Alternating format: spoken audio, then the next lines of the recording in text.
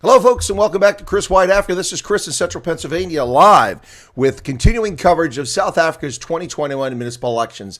You won't get it anywhere else. Show me where you've seen it. All right, folks, it's time to get started. Yet another guest today. Let me get him into the studio right now. Welcome him in there. I didn't get a chance to get it set up before the top of the hour. Busy man, campaigning out there. So welcome back to the program, folks. Hope you had a chance to tune in yesterday during our epic 6-hour stream yesterday. And here we are again today. So just waiting for the connection there, and hopefully that'll come up here shortly. So let's see, we've got the chat while we see our guests pop in here. So Teresa's there, Nightshade, Alta, Erica, Lawrence. There we go. Are you able to turn your phone to landscape? Okay, there we go. Excellent. And now your audio is still trying to connect. It's It does this sometimes, especially on a mobile. I'm not sure why. Sometimes people have to go out and come back in. But okay, now your audio is connected, but it's on mute. If you could unmute your audio, we should be good. Hey, I got you. I can hear you. Good to hear that. Excellent. Good morning. Good morning to you. Well, good afternoon to you, I should say. Yeah. So, okay, folks, this is our first guest for anybody from ActionSA. We've been trying to get someone on and not had the best of luck because they've been busy campaigning, and so their hands are pretty full. Now, I will probably mispronounce your name because when the given names are spelled like this, I'm not sure how to pronounce this. So is it Dauw or Dav or Steyn? It's Dauw. It's Dauw. Okay. Well, that actually makes sense the way it's spelled, Dauw. Well, Dauw, good morning to you. Welcome coming on the program. You are running for office for ActionSA's under their banner, yes? Oh, you're on mute again. There it is. Chris, I lost you there. No, I said good morning to you, or good afternoon to you, and you were running for office as a ward councillor under the banner of the ActionSA party, correct? Thank you very much for having me. That's correct, yes. I'm standing as ward councillor in Ward 86 in the city of... Your phone is really acting funny there. It might be because you're holding it. Do you have a way to put the phone against something, stand it against something so you're not holding it? Is that possible? No, it's our fiber connection. Unfortunately, it's a bit down okay. in the last few days. It's been giving us hiccups. So hopefully it will pick up speed soon. Well, I just probably news. You probably hadn't heard this in the news, but apparently it's not the corrupt members of Eskom's board. It's not paying 10 times the market price for services at Eskom. It's not the lack of investment in maintaining and updating infrastructure or removing 6 coal-fired power plants. None of that's the reason why you don't have electricity. It's because people are stealing all the cables. That's the only reason you don't have electricity. So just so you know that, I heard it directly from Cyril Ramaphosa. That's why there's no electricity. Oh, thank you for letting me know. We went away. Unfortunately, experience has taught us differently. Current governing party, unfortunately, they've just not done what they were supposed to do, spend the money that where it was supposed to be spent. So we're stuck with, all the bad of it. No electricity, water issues, sewage falling apart slowly but surely. And still they go ahead and approve densification in some areas without upgrades, without looking at our infrastructure, etc. Are you going to be able to set your phone down or something? Because it's really moving around quite a bit, and I think some of my audience are going to wind up with vertigo. Let's just organize that quickly. Yeah, I appreciate it if you could. Otherwise, I'm going to get comments from my audience the whole time. Okay. Peter? It looks like it's still moving. Is it stationary? Yeah, it's on a thing. Okay, you must be having an earthquake. Okay, there we go. It's a little bit better. No, not. It's a little bit better. Well, you get earthquakes there. When I lived in Botswana, we had a couple quakes. They were small ones, minor ones, but they were there. I think last year there was one in South Africa, but it was like 4.3. It was very small. People barely even noticed it. So, okay, let's check into this now. So, ActionSA, new party. How'd you get involved, and what motivated you to go do this? I've always been involved in community work, etc. And I think what motivated me to get involved with ActionSA, I belonged to a party previously, and I worked for them. And I, from the word get-go, when I was allowed to vote legally, I've been with the Democratic Alliance.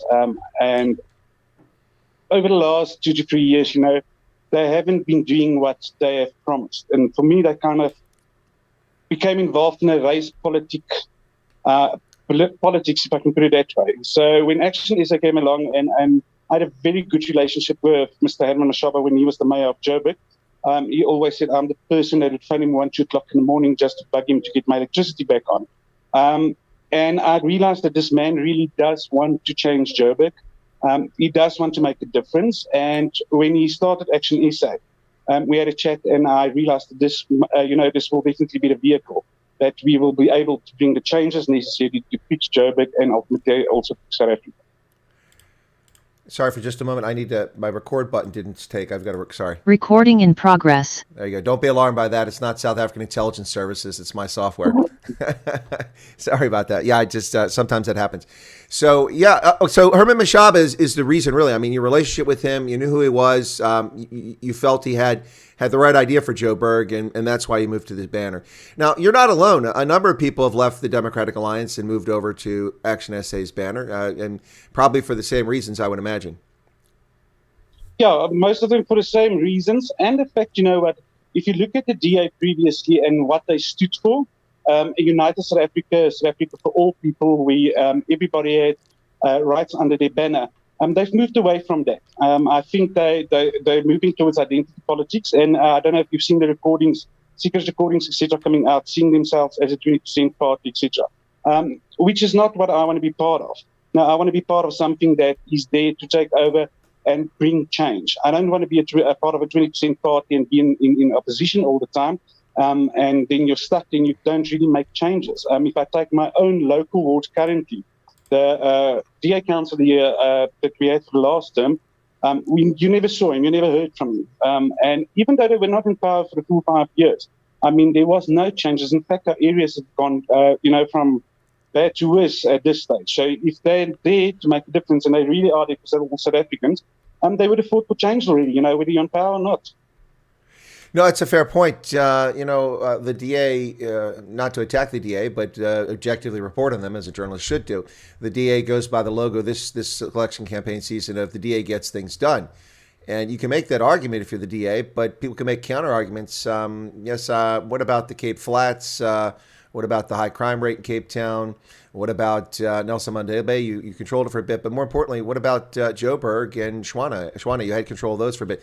So I think it's a fair argument, a fair criticism for the DA. It's interesting you talk about the identity politics thing. From the outside looking in, it's not a view that I see. I might be missing it. I do see that other people are pushing them towards it. It seems to me the DA is very comfortable opening their foot and putting their mouth, or opening their mouth and putting their foot in their mouth far too often.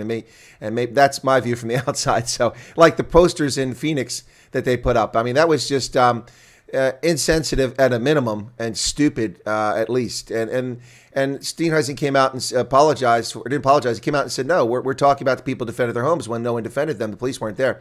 And that should have been the end of it. But then they had an internal argument, and they began to apologize. So it made you begin to wonder, was it in fact intentionally insulting and racist?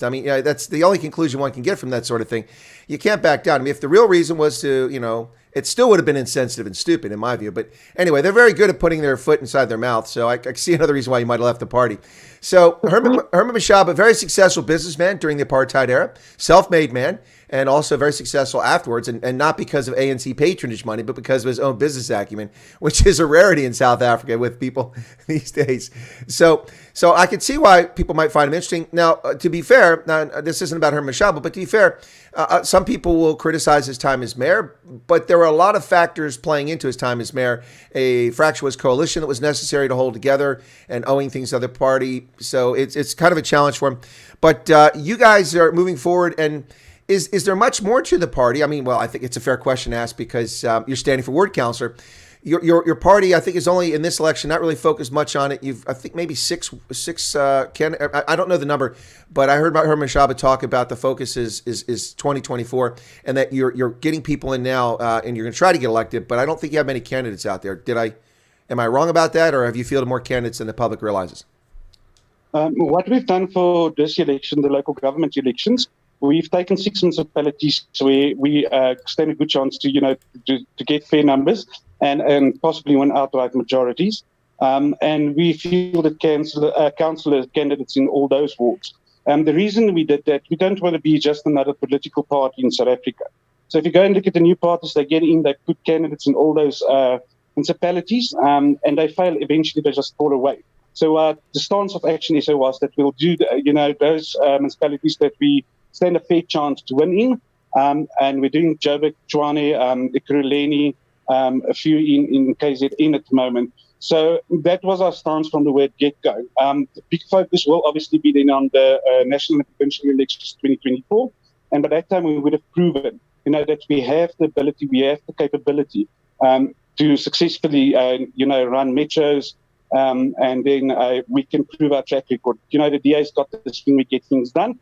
But I always say, compared to what? Anybody that literally takes something from the ANC, the ANC doesn't deliver on anything at the moment. So, even the EFF would be successful if they were to take over a municipality at the moment. And that's how bad the ANC has become. So, we don't want a party that gets things done. We want a party that's committed in the long run to make sure that it stays that way. ActionSA can be compared to the DA very soon.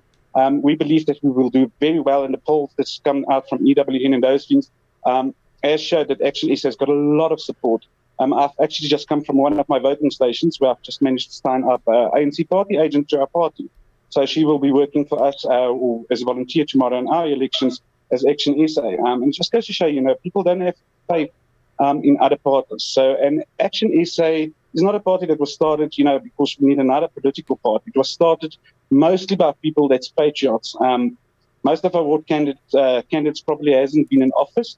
They've got no political background. And I think that will make a huge difference, They come from communities that elected them, which is a first for South Africa.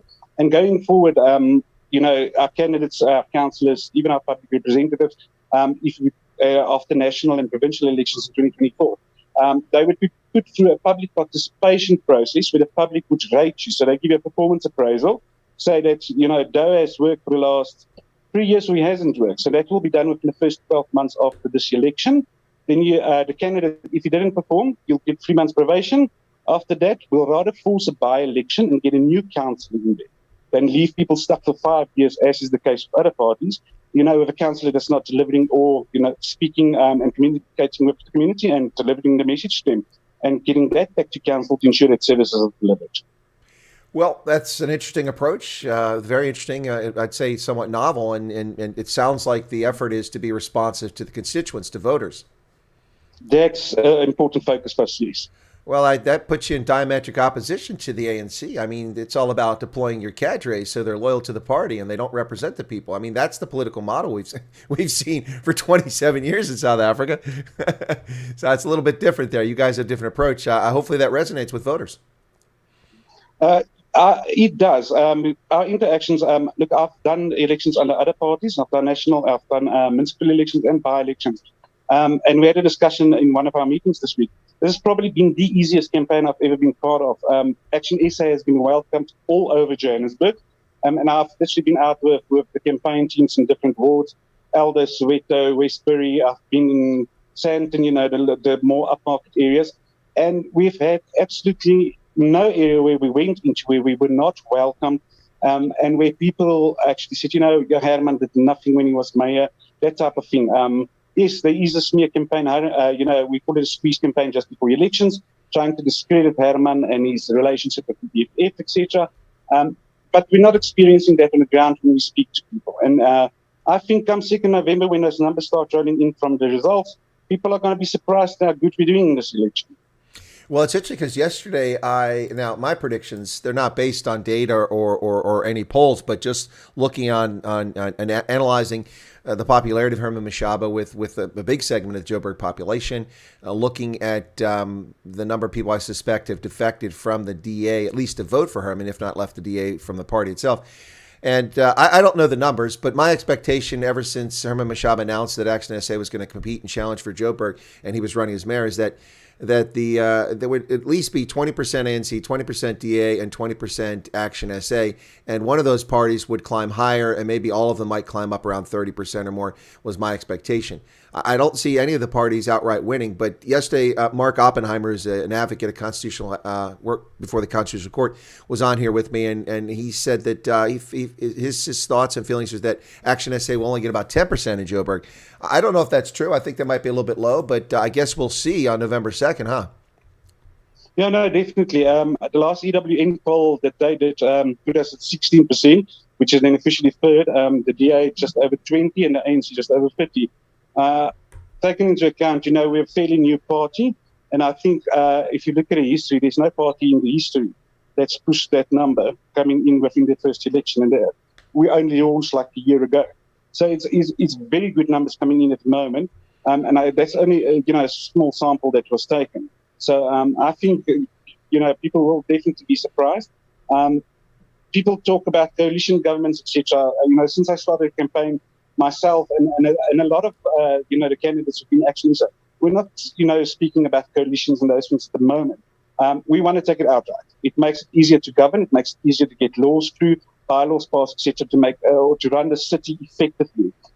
If need be, and we need to go into a coalition. Herman Mashaba has announced that. We're not going to just go into a coalition with any party. We'll have a public participation process. Get back to our voters, say, listen, we can take the metro, but we've got to do it in a coalition.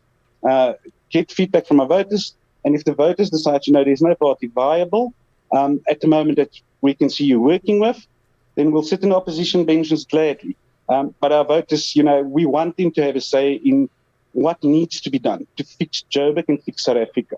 And that's the most important thing. And I think that's something that was lacking in South African politics, is the fact that the residents were left out.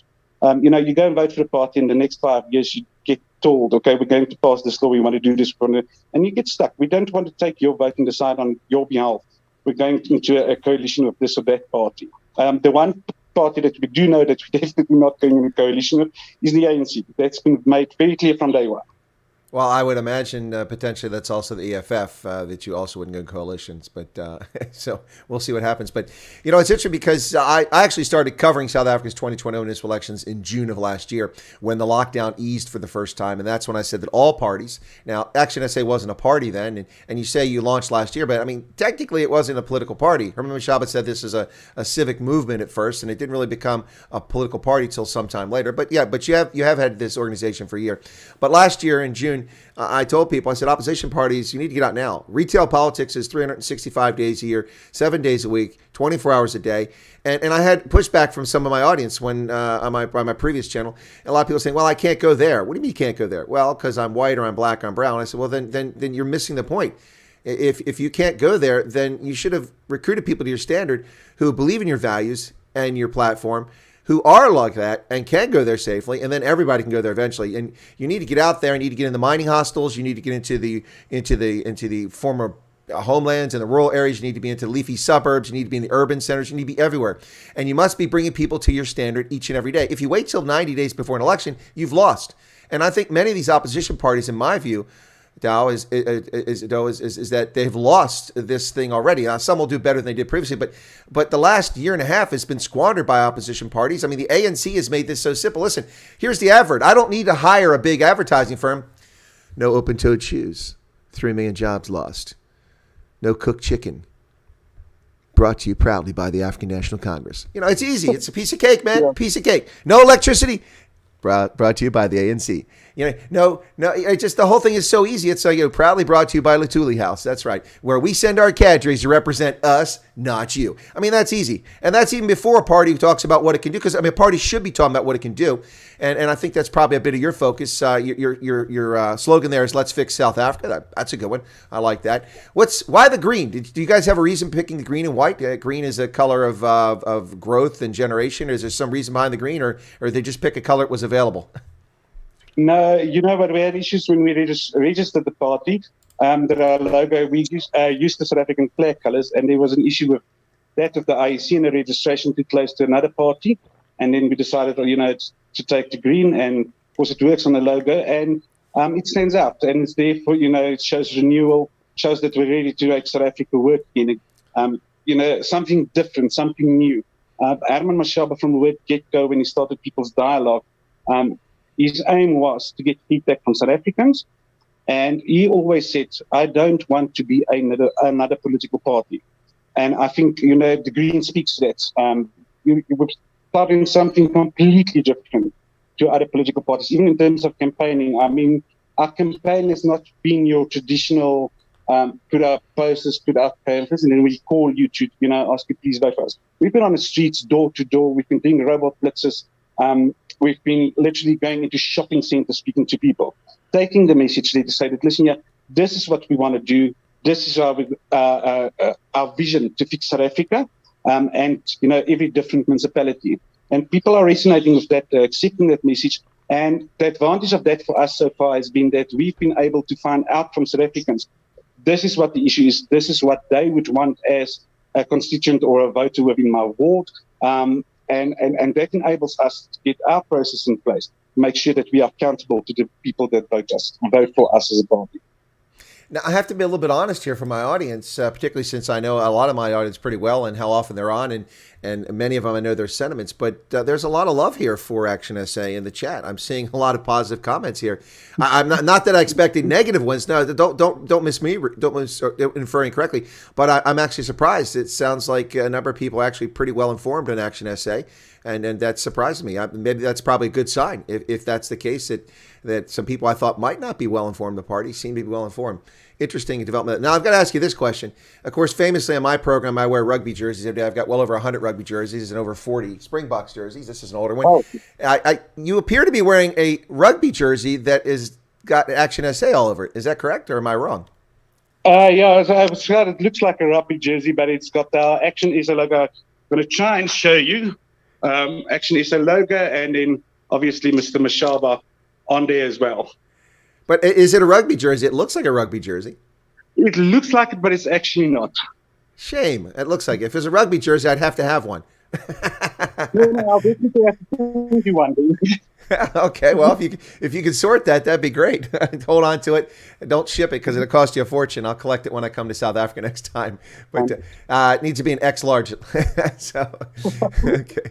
So let's talk a little bit about you. You explain why you got to the party. Can you tell us about your background? Are you in business? Are you in government? Are you a teacher, a doctor, a lawyer, a drug dealer? What do you do? You'll be surprised. I actually worked for South African Police Services. Uh-huh. From there, I became involved in politics, which I worked for a political party for about 5-6 years as an operations manager. And when I left there, I only did, I've become involved in my local neighborhoods, started the Neighborhood Watch, Residents Association, etc. And my life for my country and for my community would never die. And so, that's basically me in a nutshell. I love what I do. I love people, speaking to people, different views, and I love helping people. So that's where, and I think that's what makes a difference, for in terms of ActionSA. We're not people that comes from political backgrounds that's there to earn a salary. We're there to make a difference, and it's people that comes from the community, that loves the community that they work in, and that's a huge difference. You can't get better than that. That's people that's committed. That's excellent. There's a comment here. Someone's asking a question. Power One says, I haven't seen one poster in Cape Town. Has anyone else seen ActionSA poster in Cape Town? I don't imagine you're going to see any posters there because they have focused their campaign in Gauteng and a little bit in KZN. And so when you've got limited resources, you've got to focus where you think you can have success. Am I correct? Did I get that right, Dauw? Yeah, no, definitely. Yeah. So you're not even contesting Cape Town. That's why there's no posters there. Yeah, even in Joburg, we've had so many people sending us messages, haven't seen your posters. We've unfortunately, and I do suspect it's got a little bit of something to do with the huge success that we're having so quickly. We'll put it up tonight and tomorrow morning it's gone. So we've had a lot of issues in terms of postering. We do poster maintenance on a daily basis, and, some of them we literally put them up 2 hours later, you passed, it's gone. So, we do apologize if you haven't seen them. But we've had a little bit of a challenge. Yeah, no, it's interesting because the EFF likes to destroy things and trash towns like they did Senegal on the 20th of October last year when they ostensibly went there to protect public property, only to rip down signs and Afrikaans street signs, knock over lampposts, and break apart rubbish bins made out of concrete. That's a feat. You can't just, you can smash a plastic one or even a tin one, but a concrete, that's impressive. But they had the audacity to complain about people tearing down their campaign posters because you see them do it all the time, and they have no compunction. They walk around wearing their red berets like little red Teletubbies, tearing down people's signs. And then when one of theirs gets torn down, they're freaking out. They want legal action. This is vandalism. Yeah, well, your own people are pretty good at it. Yeah, I mean, they teach it, so. Exactly. Okay, so let's deal with the elephant in the room here. All right, so you're contesting in Johannesburg. Okay, excellent, Joburg. But it doesn't appear as if you're campaigning today in Sandton. The last time I was in Sandton, my accommodations were a little more ritzy than where you seem to be sitting right now. And when I go shopping there, that doesn't quite look like the shops I go to. Where are you in Joburg today? That's obviously not a place where people are particularly well off. I'm currently sitting at one of my activist premises underneath a carport where our campaign material is for the specific area. So we've been out campaigning in Greymont and Newlands in Johannesburg and SouthAfrica. So that's where I'm currently at. Most of our activists are at voting stations today, monitoring the process, manning our front of house tables, doing some poster maintenance and fielding some last answers to questions that we get from voters. So that's where we're at the moment. Most of our candidates are currently at our war room. They've got a little meeting that's going for tomorrow to make sure that we are 100% ready and get things in place. So we've been very busy for the last 2 days. I read something of a political analyst last night, Dauw Steyn, on Twitter, where he said, the ANC has had a nightmare week with load shedding, etc. And he highlights the fact that ActionSA has been trending non-stop for days on end. And he highlighted that as one of the facts and one of the nightmares for the ANC currently. So, that kind of gives you an indication how busy we've been and on the ground daily, every morning out at 6 o'clock, campaigning until late at night. Well, in fact, one of my viewers, a very lovely lady who's frequently on here and also is pretty attuned to what's going on in the area, says ActionSA posters were the first ones to go up in Midrand and in Sandton, the first ones that she saw out there. So for the election campaign. So there you go. But it's funny, or not funny, it's kind of sad that election campaigns have to have poster maintenance. You have to go out and check on your posters every day. That's kind of a sad state of affairs, but it's not exactly unique to South Africa. We have the same thing here. Of course, one main intersection not too far from my place where I go through an intersection there. It's a four-way stop, and it's littered with posters because we have election on Tuesday. It's now this is a municipal election like yours, not a general election, not a national election, but nonetheless, there's posters all over, and every day you go out and you see people putting posters on top of other people's posters, removing posters, and this is a place where it's not particularly heated, and from a political standpoint, it's not like people are at each other's throats. It's not like we have race issues here. It's not like we have no electricity, but it's just the nature of people, and it's got to be frustrating. I mean, that costs a lot of money. People don't realize it's not like those posters fall out of the sky. You've got to raise funds. You've got to get them designed. You got to pay for them. You got to distribute them. It takes a lot of effort.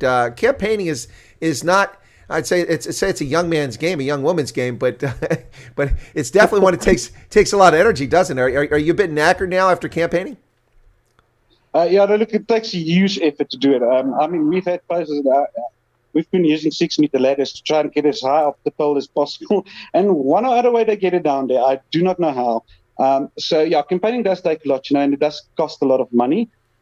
We've done as much as we could with the limited budget that we had. I mean, we're a young party. Donations hasn't been flowing in, just left, right, and centre. And we don't believe in getting those monies, in a corrupt manner via contracts, etc. So we've been working with what we had. We've had quite a lot of people that would say, yes, 20 Rand, go and print a poster or something if you can. So that all went into our constituency budgets, etc., to get it done. But it is a lot of hard work, and it does cost millions to run a campaign. We've been very lucky so far. We've had a very positive campaign. We don't get involved in the dirty politics. Trashing each other doesn't work. So yeah, we've had a wonderful campaign so far. It's tiring. It's a lot of work. The most important thing for us was voter interaction, that face-to-face time with people to say, we know there is issues. We know what the biggest issue is. It's the ANC. We need to get rid of them. But what would you like to see going forward? It's easy to say get rid of the ANC. What do you do after they're gone? There has to be a plan in place. And I think that was our most important thing for this election, is, getting that interaction of voters to say, this is what we want, and we work that into what we need to do as ActionSA. Makes a lot of sense. So, folks, you're listening to Chris Wyatt Africa on the Indaba Africa channel, part of the Indaba Broadcast Network, here on Sunday. My goodness, can you believe it? It's Halloween, the 31st of October, and the rocket did not go up. I was supposed to be up broadcasting live. SpaceX's launch at 2:21 Eastern Standard Time. That's already morning in South Africa, so they didn't have to get up early. But it was postponed until November 3rd, so I'll be up at 1 o'clock in the morning for the launch on the 3rd, owing to waves. And people ask me that question, waves, why would it be waves? Well, it's because the rocket lands at sea on a platform, and you can't have 6-foot waves out there, because then the rocket will just fall over to the ocean. So so it wasn't high winds, it wasn't rain, it was waves out in the ocean that prevented the rocket from going up. But folks, you're listening to Chris Wyatt. Thanks for tuning in. My special feature guest today is Dauw Steyn, who's running for ward councilor there in Johannesburg under the banner of ActionSA. He's our first ActionSA member who we've been able to interview on the program. Been trying for a while. I've been unsuccessful despite my efforts to reach out to him, and he's pretty busy. Even though I know his nephew, that didn't seem to be enough to get me an in, because he's that busy. So I'm going to drop his nephew from my friends list because he didn't accomplish that for me. But I'm just kidding. But seriously, so with ActionSA, we don't believe in who you know.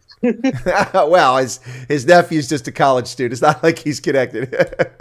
But his nephew did have him on his own program, so I thought maybe we could work something out there. But no, it's a busy election season, and it takes a lot. And I'm really grateful for you coming on, because with ActionSA having come on now in this election cycle, I've been able to talk to candidates and party leaders from 8 different political parties, the 8 largest ones really that are competing in South Africa. Well, not the 8 largest. I haven't talked to the ANC and EFF. The ANC is because they didn't accept my invitations, and the EFF is because I can't talk to them. I can't. There's no way I could have them in my program. It's ludicrous. But so 8 of the 10 largest parties in South Africa have been on the program, and that includes ActionSA. So you're out there, you're campaigning. And let me ask this question. This is not a question I've ever asked of any other candidate who's out there, but I'm just curious because I'm looking at the poster behind you. So when you're out there campaigning, because Joburg's cosmopolitan, it's metropolitan, you've got people who speak Zulu, Xhosa, you've got Afrikaans, you've got English, all these different languages. How are you connecting with voters? Does it depend on where you're at, or are you sticking with English, or do you switch to other languages? Because that's got to be complicated in itself if you speak other languages, and you've got one time you're speaking English, then you're speaking Afrikaans, then you're speaking Tswana. Are you mixing languages, or is it pretty much sticking to English for the campaign? I think most of the campaign probably was in English. Also in some of the areas, we've got activists in every ward, and that helps a lot in terms of the language barrier. We haven't had any issues, or struggling when it comes to that. I think the bulk of South Africa, understands English. You've got a few wards where Afrikaans, and it's mixed races. The Afrikaans is the language they speak. So that was fairly easy to cover. And then in our areas where Zulu is to that kind of thing is spoken, we've got candidates, we've got activists, etc., that can deal with every voter in the language to make it easy to understand what we're about, what we can offer, and what we plan to do.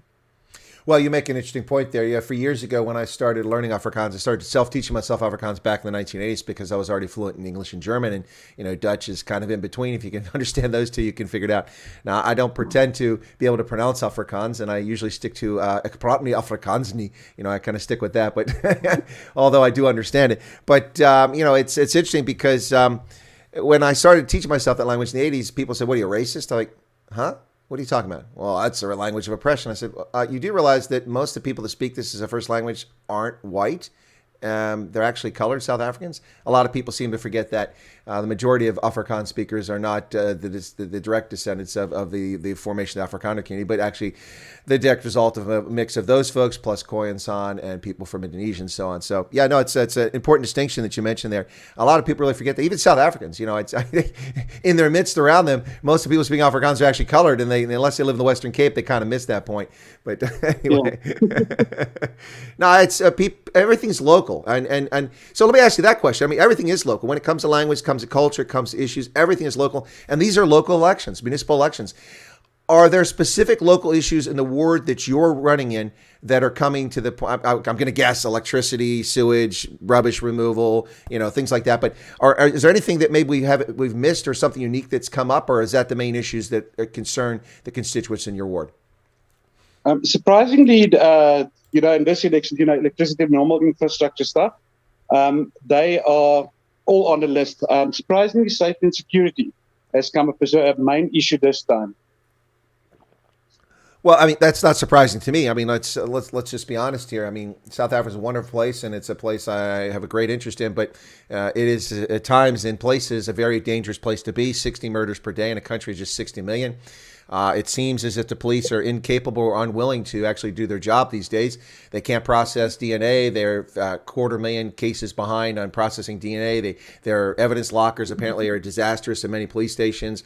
We've seen a succession of inept, corrupt political appointees running the police, not actually advocates or police officers. And it's just one mess. Underfunding, under-resourced. It's really a challenge. So I can understand why safety and security be an issue. I mean, some of the horrific things you see, some of the videos in the past year of like a shopkeeper there, I think it was in Joburg, it might have been Pretoria, an Indian shopkeeper or Pakistani who's standing in his tuck shop there. And they just walk up and put a pistol to his head and blow his head off, and then they just reach in and steal a few rand and take his life for that. I mean, when life is so cheap, I think safety and security would be an issue. And then, of course, I saw a cash in transit thing from wintertime last year, your time. And this guy walked out. He offered no resistance. He dropped the bags of money. He handed the keys to the guys that had balaclavas on their face, so you couldn't identify them. They took in the truck, got all the money. They pushed him to the ground, and when they went back and got in the bucky, the guy reached down and blew the back of his head off for no reason. I mean, that kind of violence ought to frighten people, rightly so. And you've got and then the gender-based violence, which the ANC, whenever they get in trouble with something else, suddenly gender-based violence matters, and they'll talk about it for a few hours to distract you, and then nothing is done about it. Nothing is done to change the culture of violence against women and girls, and against boys too. It's very frustrating. I can understand why it's come up. I mean, what context has it come up in your ward? Are there home invasions, robberies? Is sexual-based violence a big issue, or just violence in general? In general, we don't have violence in my ward. I think it's your house breakings. Street robberies are quite big, literally walk in the street next month and somebody grabs your phone and they're off. And then your normal home invasions, that kind of thing. Hijackings, has picked up a little bit now as well. But in general, your house breakings, house robberies where they, where you're home and they invade your home. I think those are the major issues that we're dealing with, specifically in the ward that I stay in. Now, in Joburg, you've got the unique perspective that, well, not unique, but it's different perspective than many South Africans have, in that you also have not just the SAPs, but a metropolitan police department. And we just recently saw what happened in Bloemfontein, where the Treasury Department basically disbanded, or told them to disband the police department, the Metro Police Department, because they weren't supposed to form it because of the financial difficulties there. That's not been necessarily the challenge in Joburg. Are there challenges to the police that you see in their role, either Metro or SAPs, in helping the community there, or do they have good community relations? In general, when it comes to Metro Police, we've got way too little Metro Police, that's employed in the city at the moment. So when Herman Mashaba was mayor, there was new recruits taken in. I think 1,500, and then recently we had another 250 that came out of college, and it's now fully recruited. So the idea was always that in each ward you have 2 to 3 vehicles on a permanent shift. So, every 12 hours within a 12-hour time period, you'll have 3 Metro Police vehicles in that ward, and they would be, besides the fact that there's police visibility, they will be attending to bylaw issues, etc., which currently doesn't get attention. I mean, for you to literally report a bylaw and get somebody to come and sort that out 2 to 3 hours easily, and you have to wait around, if you're a complainant, etc., to deal with that type of things, which is unacceptable. I mean, that's just not proper service delivery. And I think also in terms of the budget spent on that, the morale is sometimes very low, because they don't have the necessary resources always to do what they need to do. And then obviously there's the corruption issue that always factors in. And that's one thing that Herman was very, very, very strict on, was corruption. So if you were found to be corrupt in any way, and you always get videos that surfaces of one or other cop taking a bribe, or a Metro Police officer taking a bribe in a roadblock, etc. And he was very strict on that type of thing. And those things all contribute to currently to the fact that they're not that effective to make a difference. The plan will be going forward, to make sure that we've got the necessary things in place. One of the things, and it brings up the xenophobia issue, unfortunately again, but Herman is looking at getting a dedicated JMPD unit that deals with illegal immigrants, that type of thing. So, there is a plan in place. We are willing to spend the money if we do become the new administration, and to make that difference, to make sure that it's effective, make sure that they get the necessary training, necessary equipment.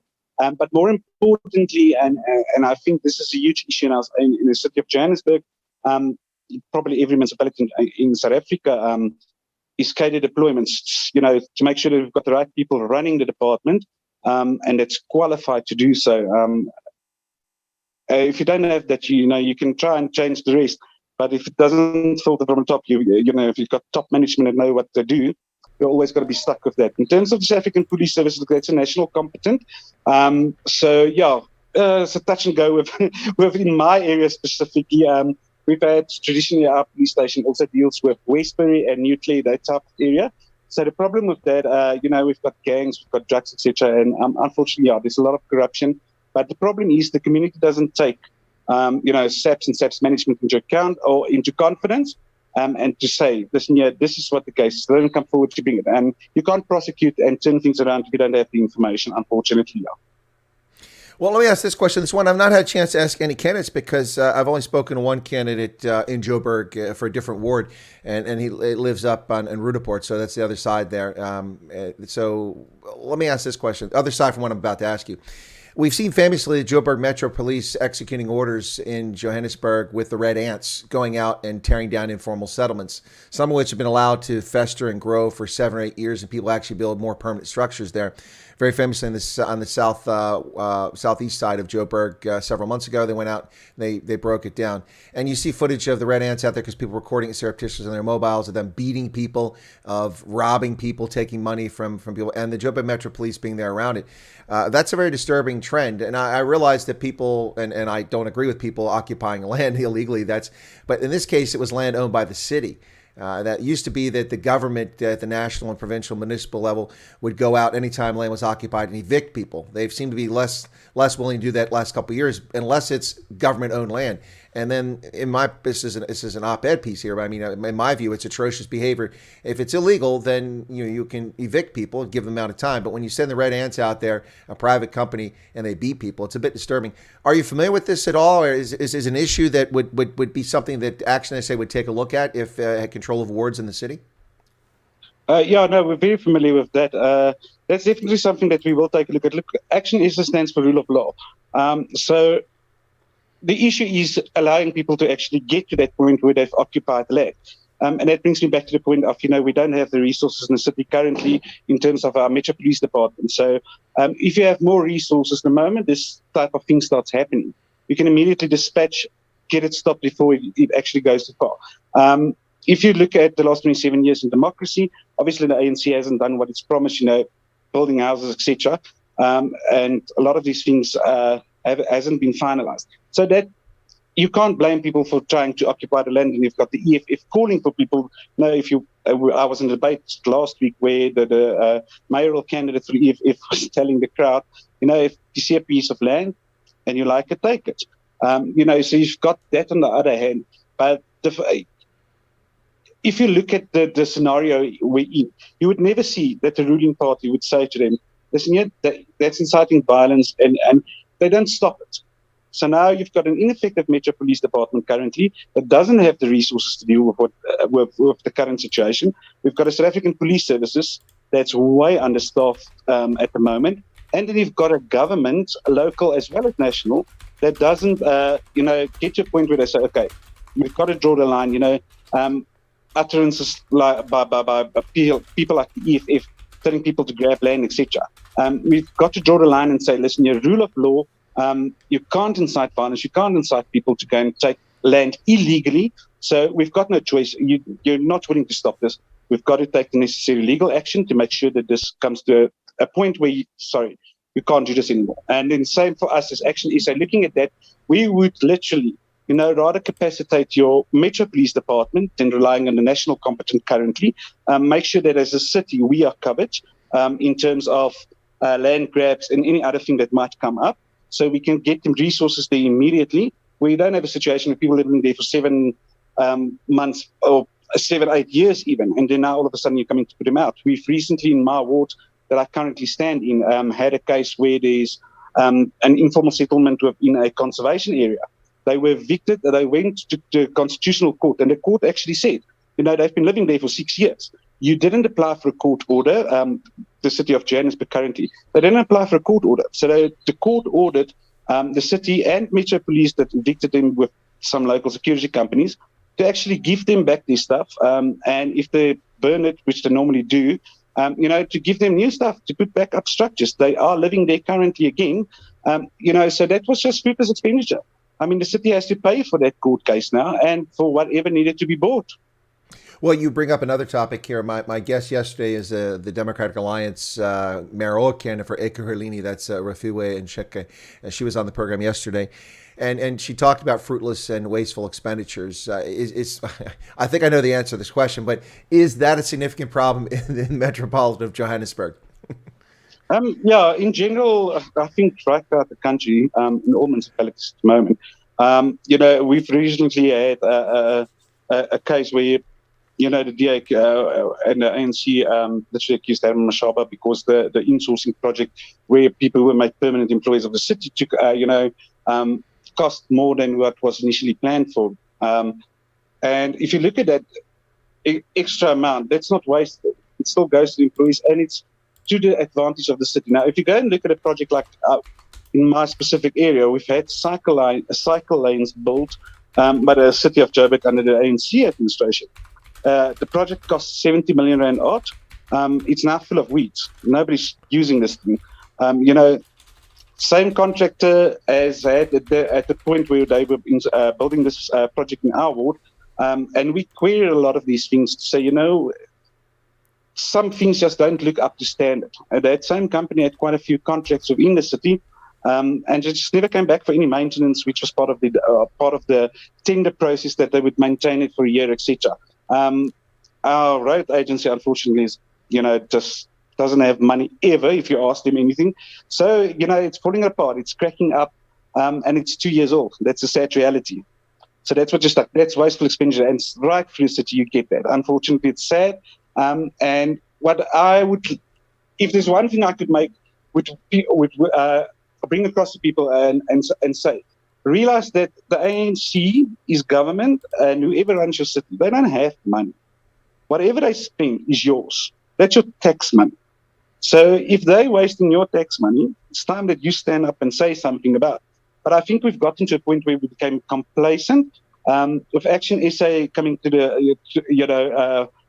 the front, I think we've woken up people again to say that we've got a voice, Let's make a difference. Let's get this done. Let's say, sorry, goodbye. You didn't perform, move along. So, there is a lot that's being wasted at the moment. And I think that would be one of the priorities when Herman Mashaba becomes mayor again, is to make sure that we get those identified and start getting back some of that money from contractors, etc., which, as all this wasteful expenditure. When he was mayor previously under the Democratic Alliance, that was one of his projects. I mean, he started getting money back, taking people to court, etc., to make sure that they start paying back that money. And that would definitely be something that ActionSA will do once we get into power again. Well, that's an interesting approach. You know, some of these other parties, smaller parties, and even some newer parties, they come out with very clear goals. UIM, while they fielded over 1,000 candidates, that's pretty impressive for a party that was just 2 months old when they went out there. But Neil de Beer's party, they're focused on 2024. Your party, as Herman Mashaba said, although you're standing candidates, you're trying legitimately to get seats here. Your real focus is making a difference to splash in 2024 and unseating the ANC. In the Western Cape, Jack Miller's Cape Independence Party, his stated goal is to knock the DA below 50%. That's what he's trying to accomplish. Because as you've kind of pointed out there, the DA. Maybe they haven't done as well as their press will claim. So it's interesting to see the different approaches some of these parties, and of course we've talked about coalitions. You and I have talked already about the need for an opposition party to take 50+1. That's the stated position I had since last year. I told people since June last year, just go vote, but don't vote ANC, don't vote EFF, vote for any opposition party that has a legitimate chance of taking 50+1 in your municipality, because that's the key. That is the key. And, it's interesting that perhaps when you guys compete in the future in the next round, ActionSA in 5 years, you might take a look at some of those smaller municipalities, which will give you a chance to show in some of these smaller places you have a good chance maybe of winning because there's a few seats and smaller population. And that's the key in municipal elections. People are lost on this. They don't seem to realize this, Dauw, is that in an election, a municipal election, 31 to 38% of the electorate actually shows up to vote. Of the eligible electorate. Of the registered, it's about half that show up, but the real figure is it's actually really only about 1/3 of the people who are eligible to vote actually vote in municipal elections. So in a municipal election, you can win. And I'll give you an example here, and you're probably familiar with this. The Democratic Alliance in 2016 got 9,000 fewer votes in Nelson Mandela Bay than they managed in 2011. Despite that, their percentage surged because people stayed away from the polls for the ANC. The turnout was lower there. And so had the DA retained those 9,000 votes from proportional representation, they would have wound up with a majority on the council. But they didn't because they couldn't retain their votes. It just shows you what a handful of votes can do. And that's a larger number. I mean, you'll have wards in which a couple dozen people could decide the difference or less. We've seen that. I said race here in New England in the United States for Congress in 2020. Over 1 million votes decided by less than 300 votes. I mean, so everyone needs to vote. And a low turnout, though, may actually work to the favor of smaller parties. But I imagine you're hoping for a big turnout, at least of ActionSA supporters. Definitely, yeah. No, look, every ActionSA supporter needs to get out there. But more importantly, people that don't vote need to realize that if you don't vote, your vote could have made a difference in unseating the ANC. So we've had a campaign when we just started last year where we highlighted the fact, that last elections they got 10 million votes, the ANC, and all the other parties give us 7 million. There's 26 million people that could have voted. So 18 million people voted. There's 26 that could have voted. If they all voted and they voted against the ANC would have lost the national provincial elections. So your vote does make a difference. It makes a huge difference. And people just need to realize that. I know that we had a campaign where we just started, are you hurtful? And I know we all are. We literally at that space, there was a thing on ENCA local news channel last week where, voter apathy, etc. Where they took each party to say how many, percentage-wise, more or less, how many of your people come to vote. And if you look at it, none of the parties actually win about 65%. So, and that's concerning. That's very concerning. If I take my own ward, the last turnout in the last municipal elections was 69%. So there's 50% odd in this ward that didn't have a say in the last municipal elections as to who's governing their ward and who the candidate is who's going to represent him in council. And if you look what we had, like I mentioned previously, our council just was absent, no communication, etc. We didn't have access regularly. And that's what we got stuck with because, they just decided to stay away. And that's if you can take that into vote, there's roughly about 6,000 people that, in the last elections could have said something that could have actually made a difference in terms of in it up of the ward, as well as the, with the PR votes, the amount of seats in council that might have led to, a party getting a bigger portion of the chunk, and maybe shouldn't have been a coalition with the NFA. So yeah, it does make a huge difference. Something that's very worrying at the moment is the youth that's not, that involved. And that's something that we looked at this election as well as ActionSA. We tried to engage the youth as much as we could to try and get them to register and vote, and trying to bring across the importance of getting involved in your elections, and especially in your local elections. The street that you walk on, the pavements, those things, everything does come back to politics eventually. If you don't vote, you don't have a say, you don't get a brand new pavement, or, your road doesn't get tarred, you sit with a pothole for 10 years. Unfortunately, it's just so, it does tie back to that at the end of the day.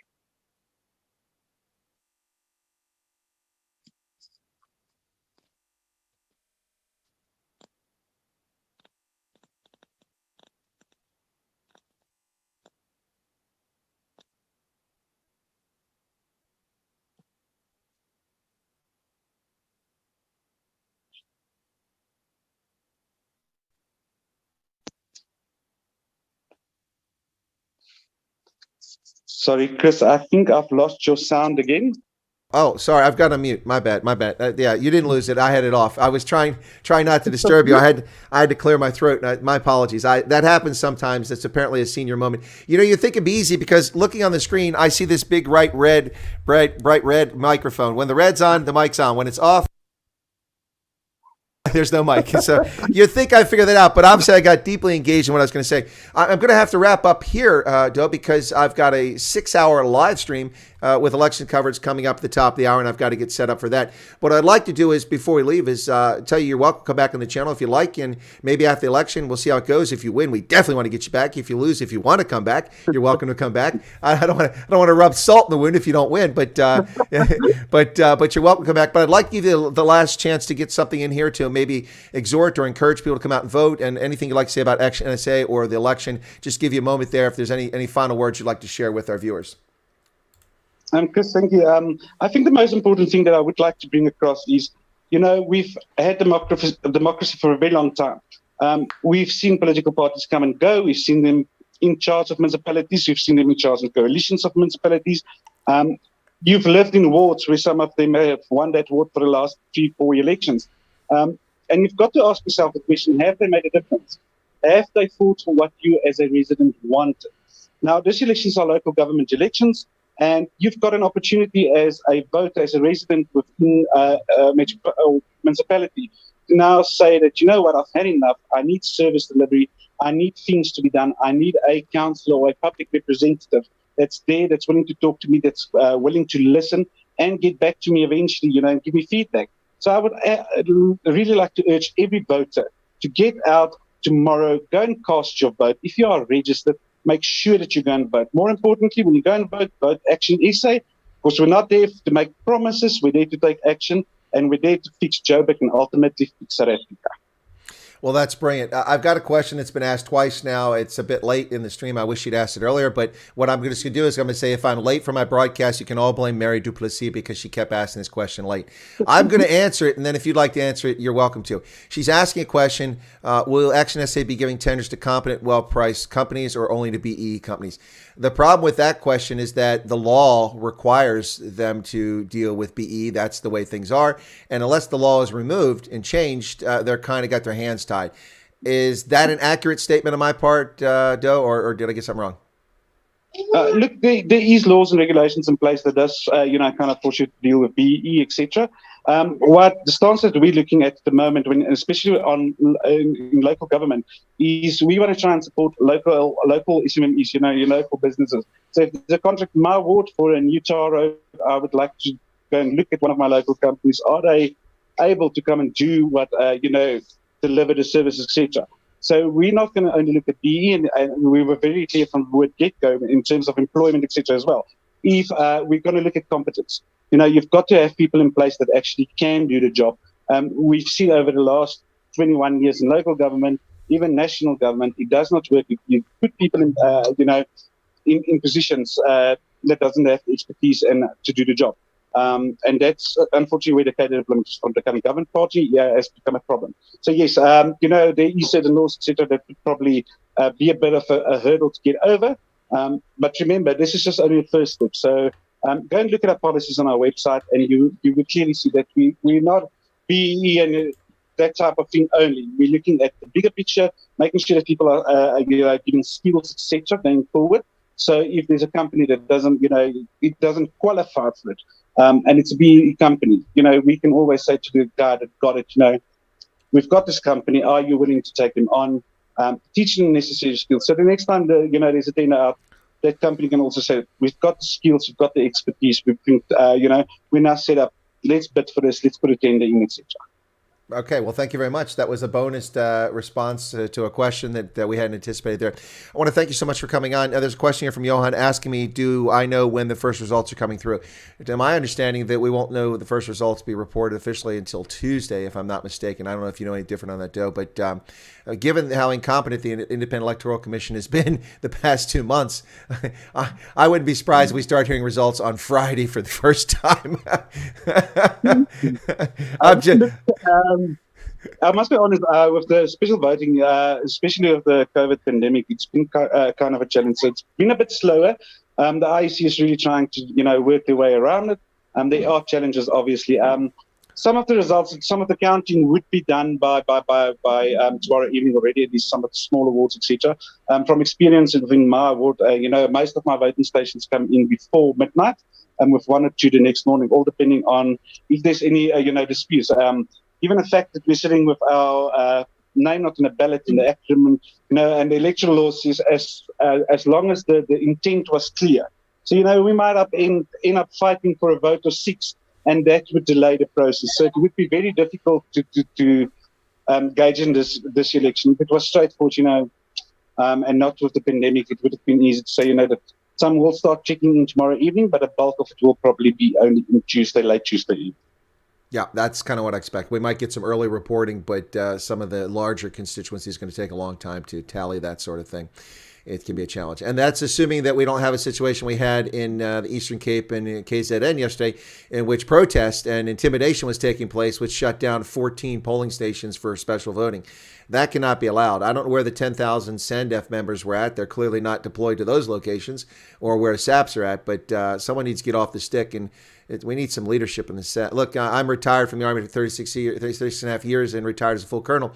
If they're willing to promote me to brigadier and bring me over there, I can sort this out in about 2 weeks and everything will work fine. And we'll have the military doing its job properly. But I'm just saying. Anyway.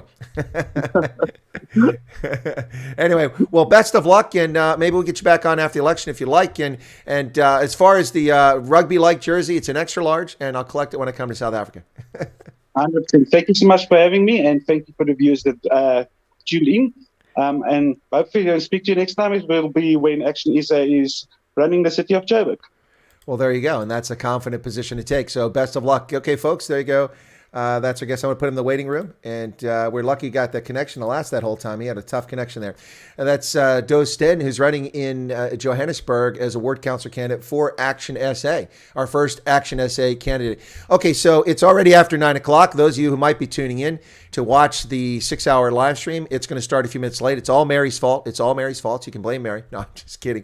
My guest that's scheduled for this hour is actually in the chat right now. So he is not going to be offended. He can see the reason why we're starting a bit late.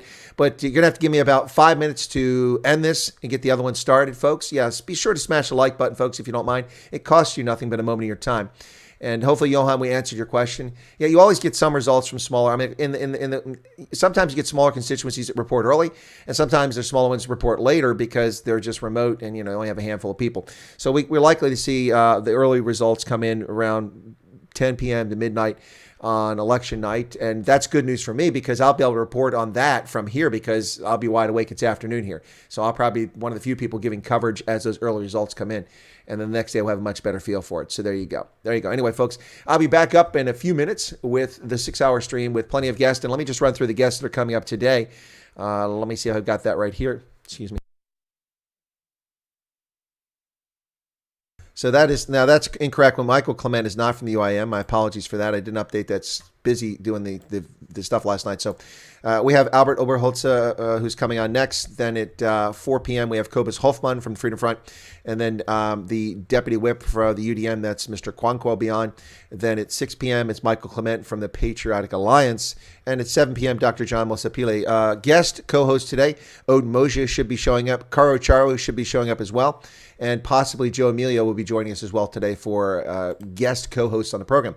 So there you have it, folks. You're welcome, Hedgehog. Mary says, blame Putu for not notifying. Only logged on.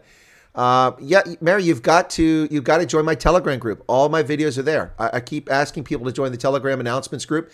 In the Telegram's announcements group, you get every time I put a video up, I list it there, unless it's from my mobile phone, because I can't put that link out there ahead of time. That just, you go live when you go live. But all my prepared videos, all my scheduled live streams are all listed in the Telegram announcements group. So yeah, if you're not getting the announcements from PooTube, you got to go there. So yeah, but yeah, we do have to blame YouTube. The shadow banning is outrageous. It is interfering in elections. That's what it is. It's interfering in commerce. It's against the law here in the United States. It's interfering with interstate commerce. All the things that PooTube is doing are all criminal violations, and they should be prosecuted at some point, or should be bought on the carpet. I mean, for instance, their whole copyright system. It's just criminal what they're doing. I had a copyright strike for a video in which someone made a fraudulent claim, and they didn't have to prove the claim. They just made the claim. They removed my video and gave me a strike. If I'd already had strikes from fraudulent claims, my channel would have gone away. And that can't be allowed to happen. But that is the PooTube. And the cowards in Congress are unwilling to challenge these scumbags who are destroying free enterprise, free speech, and they're interfering in elections. By not informing my subscribers of this broadcast, they have interfered in South Africa's elections. Someone here might have changed their vote based on this interview, and now they'll never see it because they didn't know about it. Anyway, folks, I'll be back up in a few minutes. Give me a few minutes, just a few minutes to get settled. Go to the loo, and I'll put some music on from Trevor Donjane, and then we'll get my guest on here in the next hour. Thank you so much for tuning in. Be sure to smash the like button. I do appreciate your patronage of the channel. It is not taken for granted. Honestly, I've many times this calendar year considered giving up doing this, particularly after I was harassed by the PooTube so much in February, March, and April before they took my original channel away. I came back. It was very heartwarming to see how many people stuck with me.